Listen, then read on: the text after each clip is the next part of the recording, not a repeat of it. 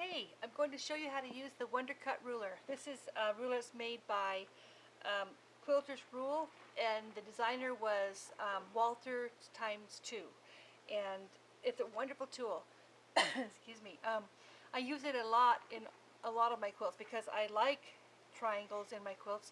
But before I had this ruler, I didn't use it as much as I do now because they were more tedious when you do them one at a time. So this ruler helps you to make them quicker, and they come out more accurate for me. So I'm going to show you what it does. So let me show you a few samples. This is Wonder Cut ruler. The ruler actually makes from 1 inch and ½ inch increments all the way up to 6.5. I think this one was a 3.5 that I used for this quilt. This is our Color Wheel Basket block of the month. This is the yellow one. That's got 2.5 inch half square triangles. This is our free block of the month.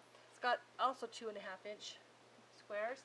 This one is our new Harvest Table Topper pattern.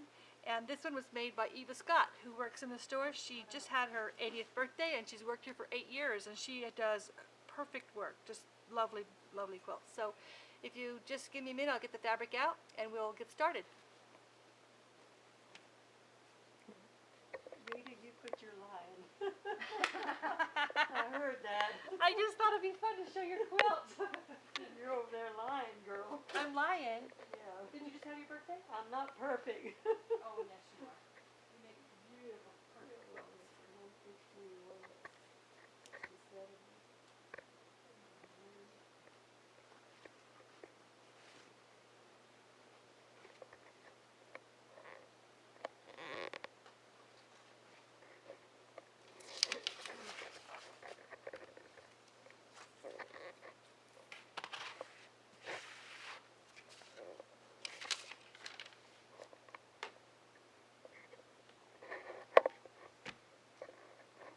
Are you ready? Can you slide the whole thing this way? A little bit more.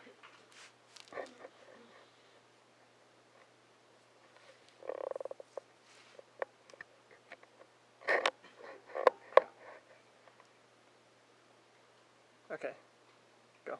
Okay, the thing to remember when you're using the Wonder Cut ruler is that you do not want to cut your strips, because you're going to make these strips cut the whole width of the fabric, but you don't want to use your regular ruler because this Wonder Cut ruler has the math figured into it. So all you want to know is what size you want this to be when you're ready to sew. This right here. If it's this is I think that is a, let's get it, I got it here. This one I think is a 1 inch. I think it's a 2.5 or 3. This one may be a 3.5 or 4. You just want to use that line on this ruler, whichever one it is. And I'll show you the lines better if I put the paper underneath it. So when you cut your strips, the whole width of the fabric, you've got choices from 1 inch all the way up in ½ inch increments up to 6.5 inches. You cut your strips using these lines. So when I cut a piece of fabric, I fold it so that it fits the ruler. Then I cut them. If you use this ruler, it won't come out right because there's no math figured in. This is to keep it so that you don't have to figure the 3/8 of an inch for the diagonal seam that goes into a ½ inch or half square triangle. So use these lines when you cut your strips. And I can show you a couple strips of each color that I cut. I have 2 colors here. This one is cut with the 1 inch, no, excuse me, 1.5 inch line. This one is using the 3.5 inch line. So just keep in mind that you're not figuring any math, you just want to know what size this needs to be when you're ready to sew. After you cut your strips with the 2 colors that you want to use, you're going to put them right sides together, and you're going to do a 1/4 inch seam on each side of the tube, making it with the right side on the inside, and then you're going to cut them apart. I've already cut both ends of this, but usually when you cut the first piece, you cut it over so you don't hit the selvage. You can cut the selvage off. The second cut that I do is going to be this. So I'm going to line up the 3.5. This is a 3.5.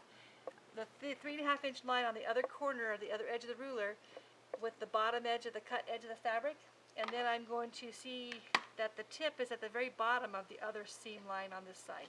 Then I'm just going to cut it apart like that. And I'm going to flip it over like this, and I'm going to line it up again on the bottom cut edge, and the very tip of it goes to the very bottom of the seam line, and it makes them very accurate because you're lining up this line and you're lining up this line, and your point is at the very bottom of the stitch line. So every time I cut one off, I have my perfect half square triangle.